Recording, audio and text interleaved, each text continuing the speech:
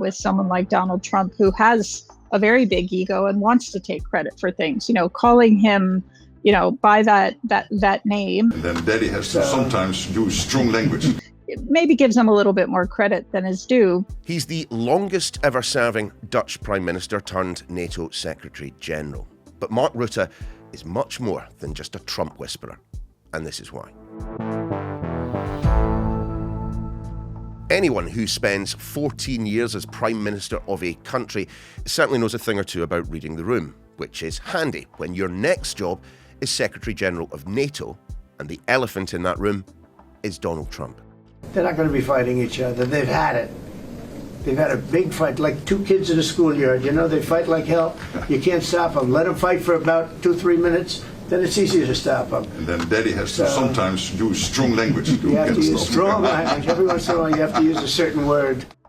Former Dutch Prime Minister Mark Rutte became NATO Secretary General back in 2024. He brought with him a reputation for pragmatism, for charm, for political durability. They called him Teflon Mark because nothing seemed to stick. But the question now is whether that survival instinct is truly what NATO needs or whether it comes at a cost. Because Mark Rutte's handling of Donald Trump, or should that be Daddy, has become a story in itself. Mark, you sit next to Donald Trump in moments where he talks about conquering Greenland, talks about lashing out at allies like Spain, starting trade wars, things that it doesn't seem like the old Mark Rutte would approve of. Does this have any effect on your self-respect when you sit next to him like that and say nothing?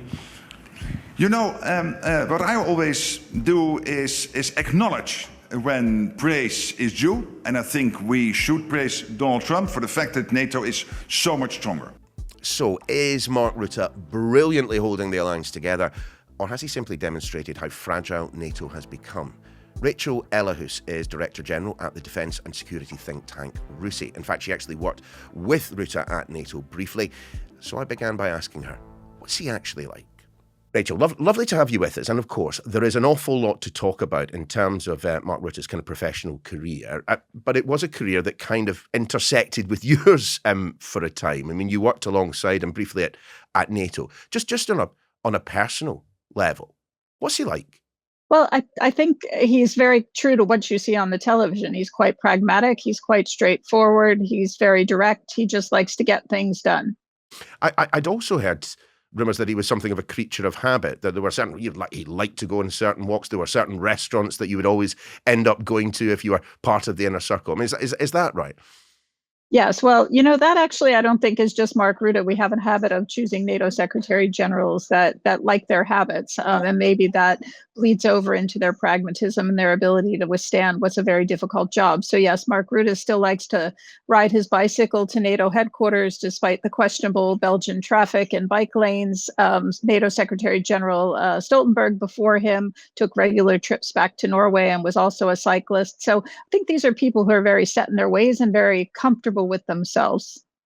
So what was it that first attracted NATO to Mark Rutte in the first place? Was he the best candidate, or was he the safest pair of hands, perhaps? It's always a combination of who's the best candidate and who's the best candidate at the right time. And I think he checked both those boxes. I recall going through a lot of names of individuals that would have been, quite good for the alliance, whether that was for, Danish Prime Minister Mette Frederiksen, or it was, I think, former British Secretary of State for Defense, Ben Wallace. They would all have been fine and had a lot of the pedigree. But I think what Rutte brought that others lacked was that pragmatism and that straightforwardness. People looked at his record where he'd been prime minister in the Netherlands for, I think, 14 years. And over that time, he built a lot of coalitions among very difficult, disparate groupings. And when you look at that, that's a skill you need to bring to the alliance, where 32 allies are not going to agree on everything. And of course, in that role, you have to reach out to all of those members of NATO. So perhaps his own internal political compass, not necessarily of huge relevance, but where can we put him on the political spectrum during his time as a politician, first and foremost? He's difficult to place because I think, in a European context, I think you'd call him both socially and economically liberal, but pragmatic. But he was always willing to walk and work across the aisle in order to get a decision. He was always willing to compromise, and he was very low ego. I think that's something that has worked for him well at NATO as well. It's never about him. It's always about the result you're trying to achieve. I think he once famously said, if you're looking for vision, go see an optician. He's very focused on results rather than that grand, strategic, somewhat vague vision that many politicians hold forth. Like no one spends 14 years in politics, let alone 14 years as a prime minister, without acquiring a bit of baggage along that way. And then kind of reading around Mr. Rutte for our conversation, the nickname that came up during his time in politics, Teflon Mark. I mean, what does that tell us? Was that born of admiration? Was that born of criticism? Where did that come from? As far as I understand it, the criticism comes from a sense that even when he was wrong or slightly off target, he didn't take personal responsibility for that. I didn't follow his career in Dutch politics as closely as I'm now following his career as NATO Secretary General, but I could see that, because he doesn't have that high ego and he doesn't personalize what he's trying to achieve, there could be a perception that he is a bit like Teflon and just deflects responsibility. Whether that's fair or not, I'll leave it to you.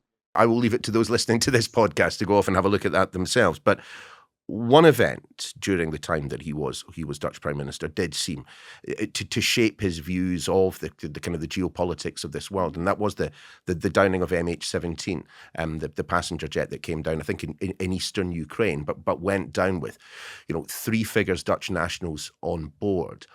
What do you know about what that did to his view of Russia, of conflict, of circumstances in which he now finds himself dealing with directly as NATO Secretary General?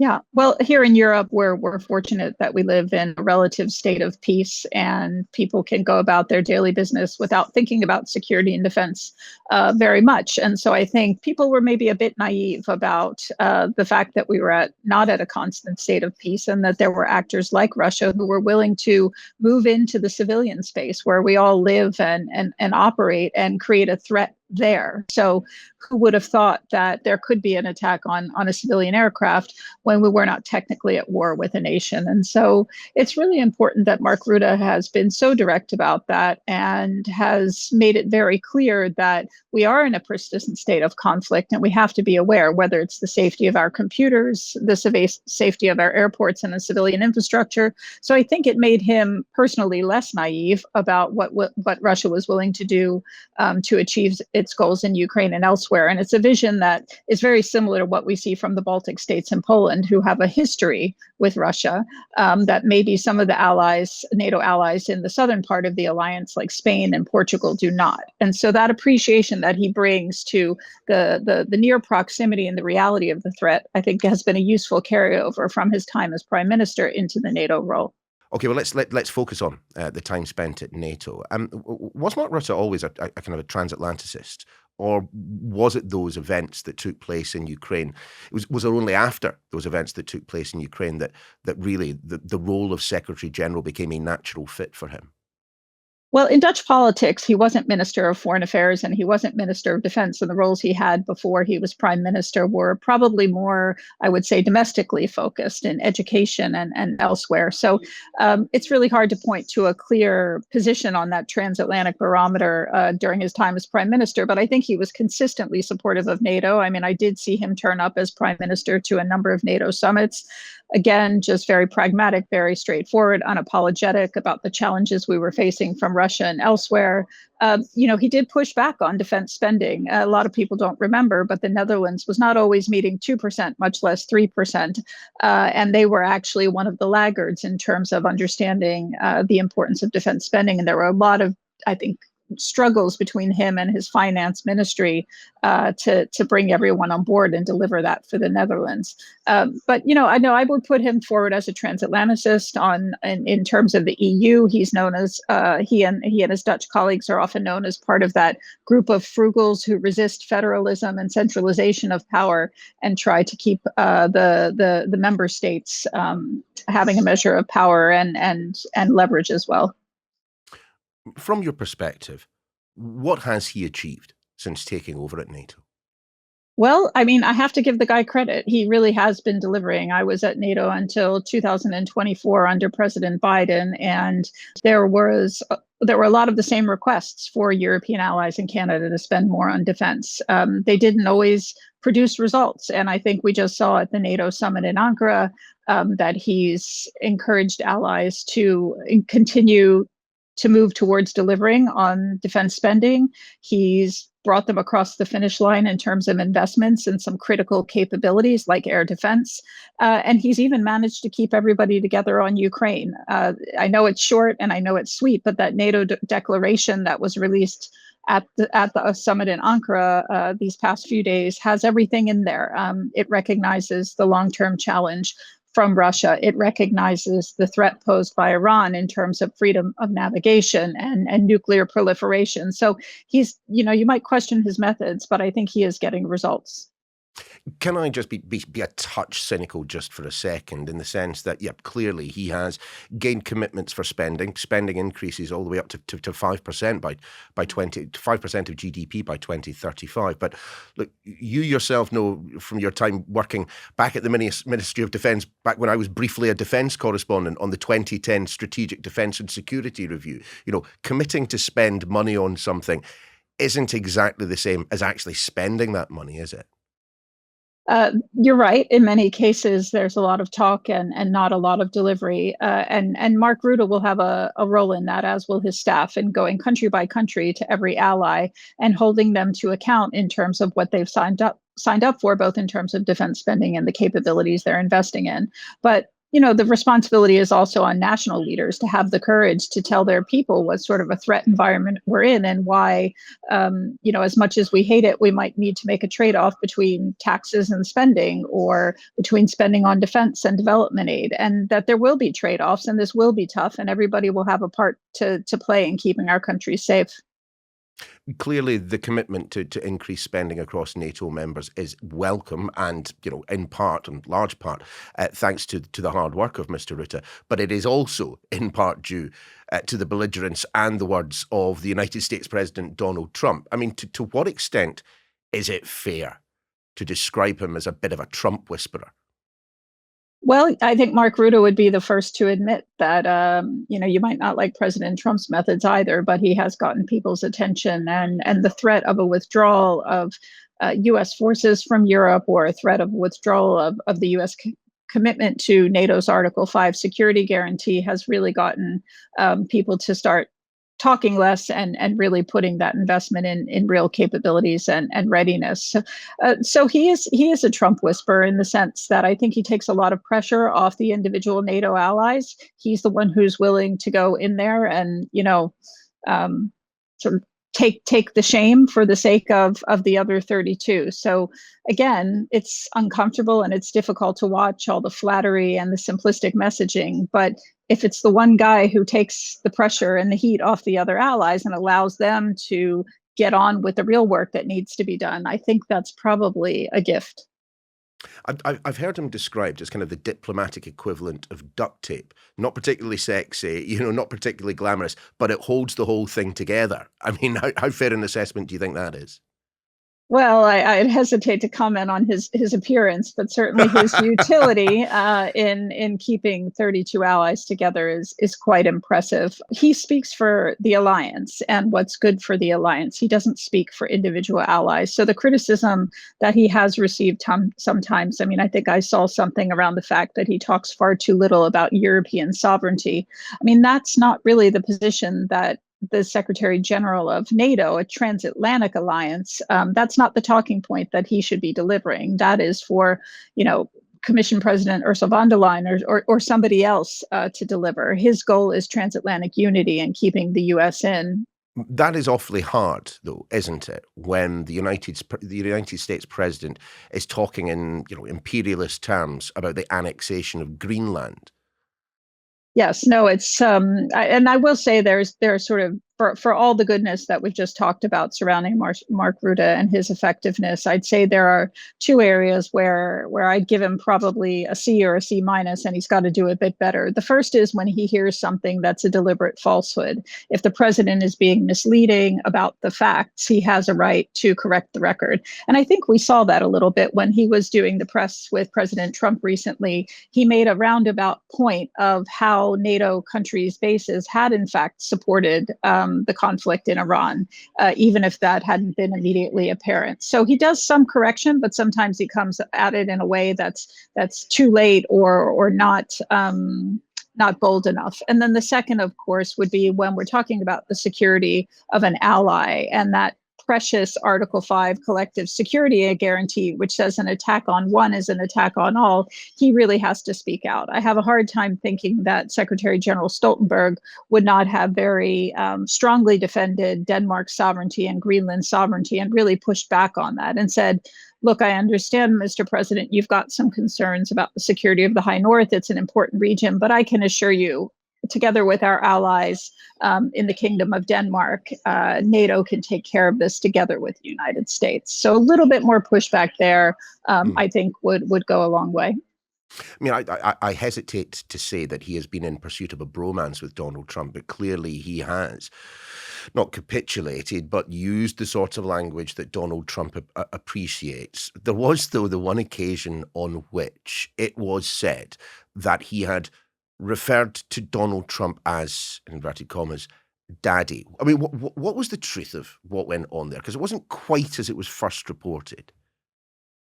I'm not sure about that. I mean, I think he did actually use that word, but I think it's again, he was just trying to capture the moment that took the tension out of the room with someone like Donald Trump, who has a very big ego and wants to take credit for things, calling him by that name and suggesting that he was primarily responsible for getting allies to spend more on defense. It maybe gives him a little bit more credit than is due, but I would agree. I mean, it makes you a bit uncomfortable because getting defense spending on track and getting the alliance to deliver is not the job of any single person. It's a lot of hard work behind the scenes by all 32 countries who are members of the alliance. But what do we know of the views of those 32 members, particularly our European allies? What do we know of their view of the way in which NATO has been managing Donald Trump? I think that's a difficult question. I mean, I'm not at NATO headquarters anymore, so I'm not getting the inside story. But the fact that NATO is still there and it's producing real results, that has to be a relief to countries who at one point thought that a second Trump administration meant the end of the alliance or the United States withdrawing all its forces from Europe, when in fact the opposite is true. If you look behind the scenes, there's a strong U.S. force presence in Europe. Europeans continue to be integrated with transatlantic defense industry. There's more co-production and cooperation and co-development in that defense industrial space as well. And there's the support to Ukraine has been maintained. So again, you might not like the person, but if you look at the real facts on the ground, there's still a strong deterrence in defense across the alliance. Let's speak specifically then just about Ukraine for a second. In terms of his activities on that, as you've already mentioned, a united position, if we put America to one side for a second, a united position when it comes to the defence of Ukraine and indeed Ukraine's right to defend itself in the ways at which it has. But have we done enough? I mean, has he done enough to encourage the member states of NATO to do more than they perhaps would have been willing to in the first place? I think the books will be written once Trump is out of office and Rutte's out of office. But that change in position from the U.S. president in terms of his views on Ukraine is probably down to quite a bit of careful dialogue and lobbying from Mark Rutte, who probably explained that Ukraine is fighting for alliance security, that Ukraine is innovating in a way that will help the United States have a leg up on China and other adversaries for a long time to come, that Ukraine has a lot of capabilities and resources that will help U.S. defense industry. I mean, I'm sure he's painting this picture of Ukraine as a winner that has helped change Donald Trump's view on who the strongest power is in that Ukraine-Russia relationship. As to whether the alliance is doing enough, I mean, that's a continual question. When I was at NATO, it was always a balance between helping Ukraine stay in the fight and push back on the Russians and eventually be strong enough on the battlefield to have the upper hand in a political solution. But behind that, every single one of those countries that's supporting Ukraine also has to have in the back of their mind the fact that Russia could also attack NATO. And so they need to hold enough in reserve so that if the worst case scenario, the unthinkable does happen, that there's still something in the closet to have that to keep up their end in that second part of the fight. Whilst noting Donald Trump's kind of change of heart towards Volodymyr Zelensky, towards Ukraine, perhaps, largely down to, Mark Rutte, and the fact that on paper you can argue that Zelensky is a winner, which always goes down well with Donald Trump. I mean, before he had that kind of change of heart, was the feeling within NATO, was Mr. Rutte's feeling that, there was an existential risk to the organisation, that Donald Trump wasn't just doing what he traditionally does, noising off, shouting loudly, and that there was a very real prospect that the United States could have withdrawn? That seems like a fair assessment, at least in the early days when President Trump seemed to have a strangely close relationship with President Putin. We saw Elon Musk turning off Starlink for a period of time that really complicated things for the Ukrainians. And so I think people were just scratching their heads as to what was the motivation behind this behavior. Was it a lack of understanding? Was it something deeper than that? I think now we know that it's down to personalities and a superficial understanding of the genesis of the war between Russia and Ukraine. And now that U.S. and allied support to Ukraine is quite strong and continues. But as with anything, when you have a new leader coming in, you do need to frame things in a different way. And in this case, I think allies and Rutte did a good job in framing support to Ukraine as in the U.S. national interest. When time comes for Mark Rutte to move on, I mean, what would count as success in your eyes for him at the end of his term? Well, right now, I think the measure of success is rebuilding collective defense in the alliance. I mean, there were almost 2 decades where countries underinvested in defense. A lot of them took advantage of the peace dividend and didn't really invest in their security and defense. And to the extent they did, it was for out-of-area expeditionary operations of choice. So not things that were really down to the survival of your country and the threat of your country being attacked. So if he's at the end of the day, strengthened collective defense, made Europe step up in the NATO alliance and made NATO a bit more European so that it can operate either with or without the United States, I think that would be a real measure of success. And then equally, even if Ukraine is not a member of the alliance, you want them so integrated into the alliance's command and control, defense industrial pipelines, that membership doesn't really matter. It's just a technicality because for all intents and purposes, their supply lines, their forces, their command and control and communications are very integrated with those of NATO. Do you think he would be happy to be remembered for his time at the head of NATO as the man who saved the organization from Donald Trump? Probably. But again, I think my impression of him is that he's very low ego. And so even if that were the case, he'd be happy to cede credit to others. Rachel, been a pleasure talking to you. Thanks for your time. Thanks. That's a lot for this week on This Is Why. Do remember to get in touch. Plenty of you have been. A number of topics we've covered this week, including the resignation of Nigel Farage and that forthcoming by-election in Clacton. Iltaf Syed gets in touch to say, why does the government waste taxpayers' money on gimmick resignations? Surely he should be barred. Well, that is one view. Let us know yours about today's episode or anything that we've covered and any suggestions for future topics. why@sky.uk is the email. We're back the other side of the weekend. Till then, take care.